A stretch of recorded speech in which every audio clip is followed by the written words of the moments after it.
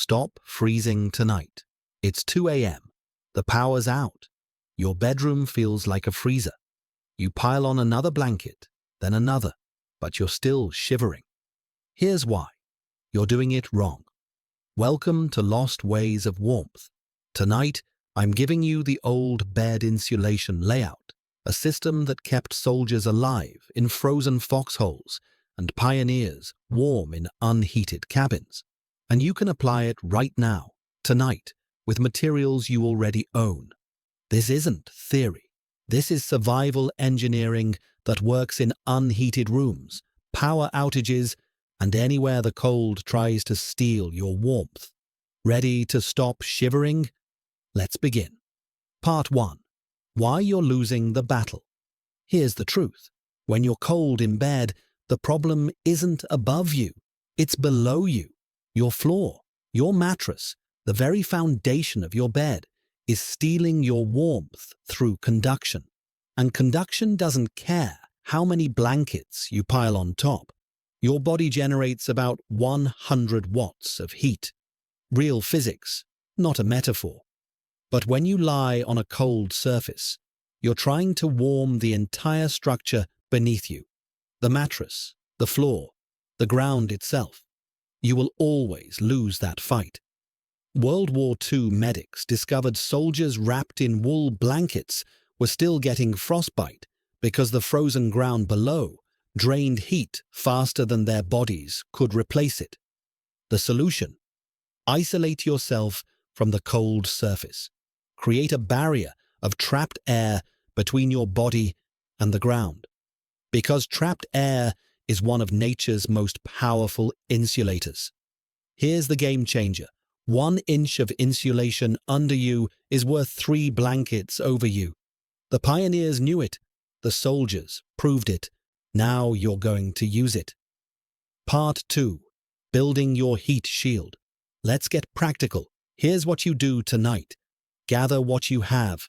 Extra blankets, sleeping bags, yoga mats, thick towels, old coats.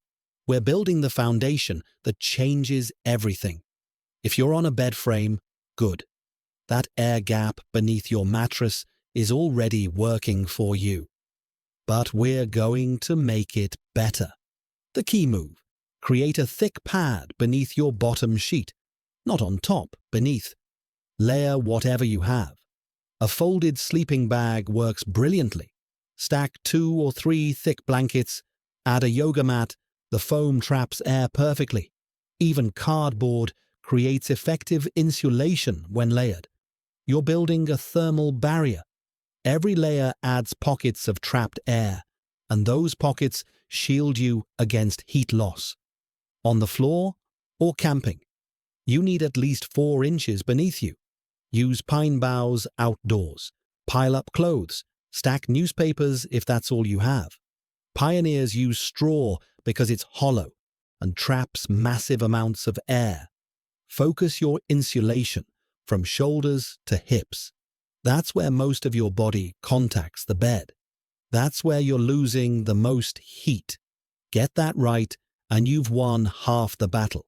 Test it. Lie down. Feel cold creeping up from below. Add more. Feel stable and supported. You're there. Part 3. The envelope. Seal your warmth. Now comes the part that separates amateurs from survivors. The envelope. Most people pull blankets loosely over themselves and wonder why they're cold. Your ancestors knew better. A blanket isn't just a cover, it's a building material. Here's the technique. Start with your base layer, your sheet or first blanket. Pull it tight across your body. Now the critical part. Tuck the edges deep under the mattress on both sides. Not just laid over, tucked, sealed. You're creating a chamber where your body heat accumulates instead of escaping. Add your next layer.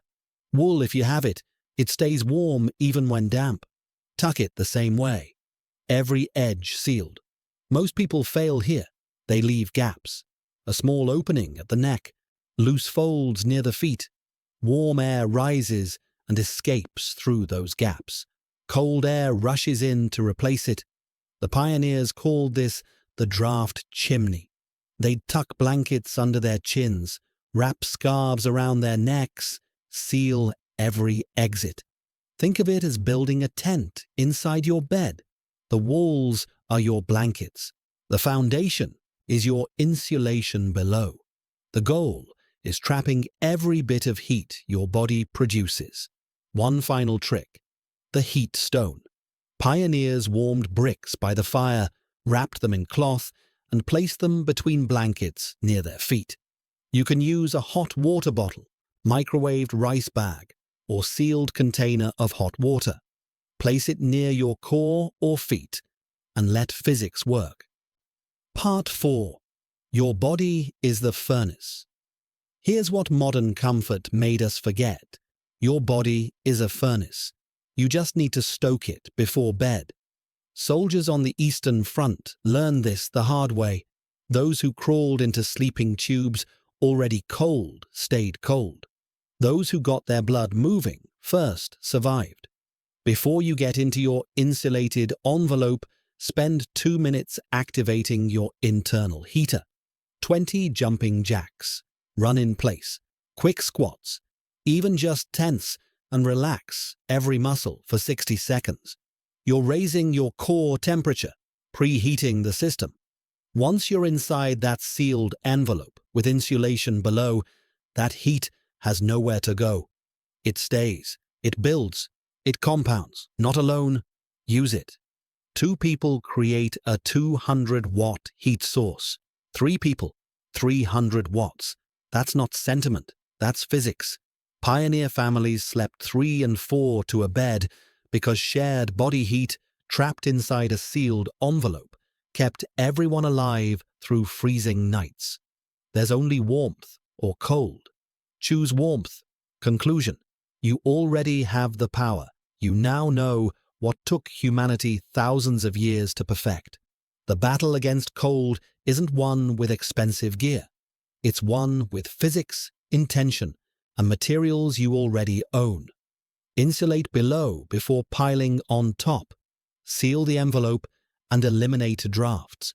Preheat your body and trap that warmth inside your microclimate.